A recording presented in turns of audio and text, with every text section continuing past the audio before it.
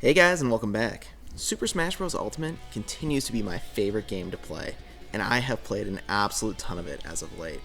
So, I wanted to do some more Smash related mods, and specifically, this time I want to do a reactive LED controller mod for your Gamecube controller. Yes, you heard that right. When you push a button, it has a certain LED reaction based on the button pushed. And trust me, you're going to want to stick around to the end, because in honor of hitting 1,000 subscribers on the channel, we're going to give a custom controller away to one lucky winner.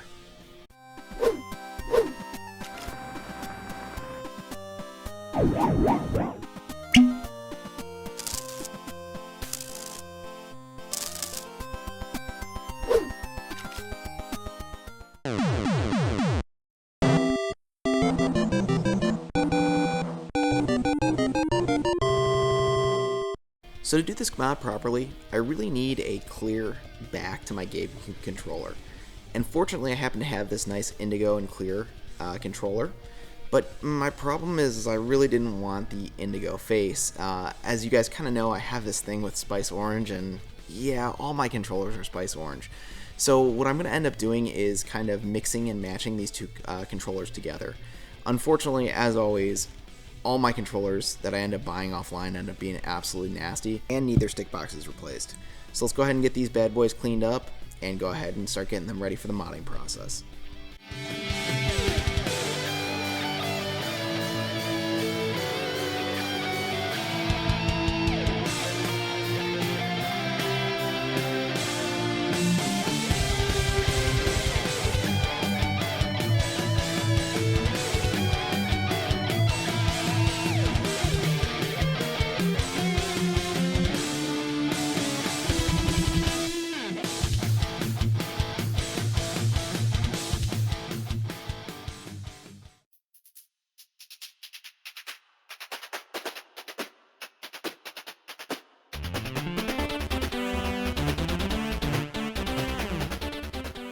So fortunately for me, I have some genuine stick boxes, OEM if you will, stick boxes that I can use to go ahead and replace the, destroyed ones that originally came with the controller. So I'm going to go ahead and solder those in right now, and hopefully this thing's feeling like brand new.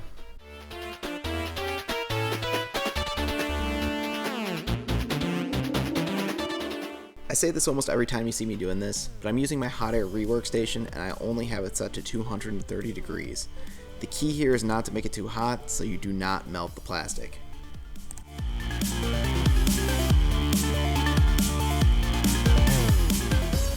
So when choosing what paracord to go with, I was super indecisive. First I bought that creamsicle one. Nah, it just didn't really do it for me. The orange was a little bit too bright. Then I went for this one, which had a nice, black, white, and orange mix, and it just didn't really do it for me either. So then I was like, okay, how about instead of black, I go with gray? Still really didn't do it for me. So then I went ahead and got one more with orange, white, and gray, and it still just didn't work. But what I did end up figuring out is I really like the white. So naturally I went ahead and got two more, and one is just a straight white with a nice little gray tint to it. And the last one is a more of a white and gray balance.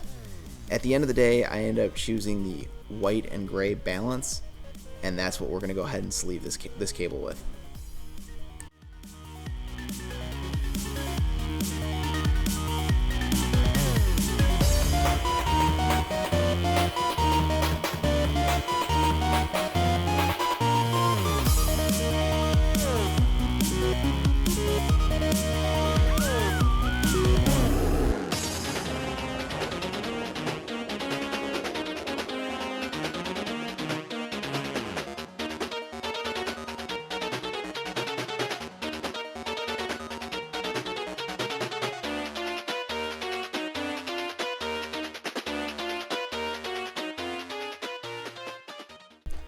So what you're looking at right now is a SparkFun AVR programmer, as well as some AT85 microcontrollers.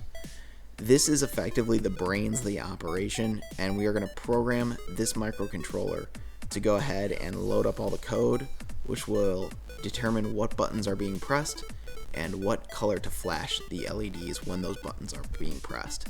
One thing I did note when setting this up is you need a Windows 7 PC. Windows 10 did not work, And right now what we're taking a look at is Garrett Greenwood's, who is the creator of this mod. We're going onto his GitHub, and we're going to go ahead and download the firmware from there, or the code from there, as well as take a look at the wiring diagram and everything else that we're going to need to actually set this thing up to go ahead and use it.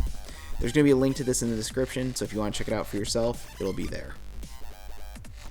As mentioned previously, here's the wiring diagram. The good news is it's really simple. If you look at it, there's only 3 wires that you need, but you got to connect them all to the right places. So I want to make this prototype PCB. Not the greatest thing ever, but honestly, for what we're doing here and what we're using it for, it's going to work just fine. So let's go ahead and get this all soldered up and get our LEDs connected to this, as well as solder it to the actual controller board itself, and we should be good to go.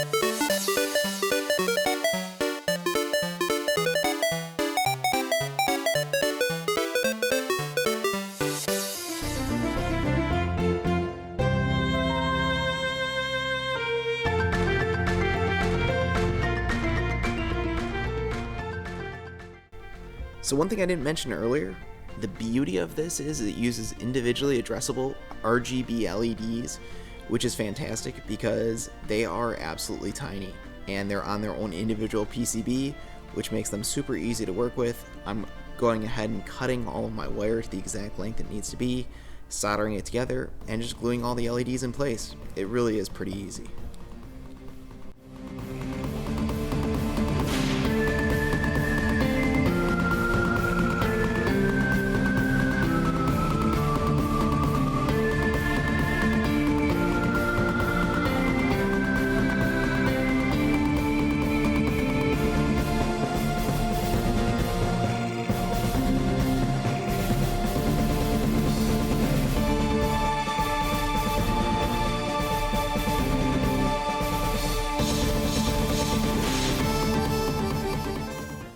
Alright, mod work's done. Let's plug this thing in and see how it works. What you're seeing right now is the controller in its idle animation, which is basically a slow rainbow flash.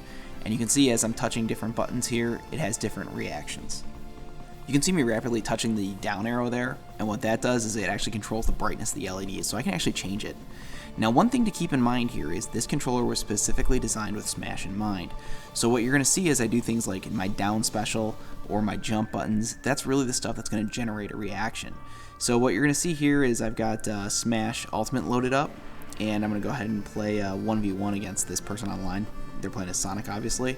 What you're going to kind of notice here is nothing's really happening. It's just a slow idle animation. And right now I've got it plugged into the Nintendo official Gamecube adapter, and when you have it plugged into that for whatever reason, you actually don't get any animations that are happening. However, if you use the 8BitDo G-Bros connector, which is basically a Bluetooth and connector for your GameCube controller, everything works exactly the way it's supposed to. So just something to keep in mind as you're doing this mod.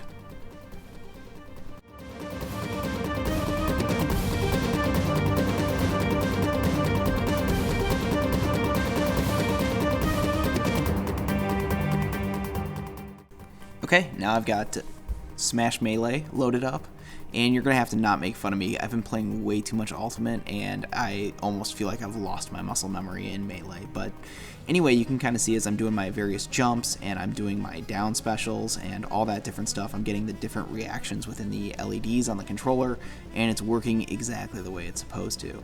And like I said, you will also get this on Ultimate if you're using the G-Bros Bluetooth connector instead of the official Nintendo one.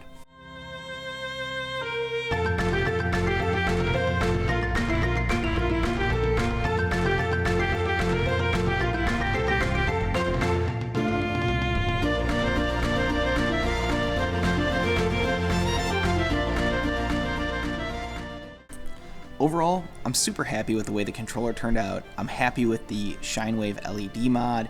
It is absolutely awesome. But at the beginning of the video, I said we're going to do a giveaway.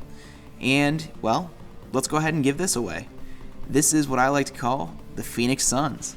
Basically a nice purple and orange mix with a matching Paracord controller and translucent orange buttons. I think this thing looks absolutely stellar, and it's going to be something awesome to give away. So all you got to do to enter is leave a comment, like the video, and subscribe to the channel. And that's it. You'll be entered into the giveaway and have your opportunity to win that controller. I'll ship anywhere in the world as long as it's less than 15. If it's more than that, I just ask that you go ahead and help me out with the shipping cost. With all that being said, I want to thank you very much for watching the video, and have a good one.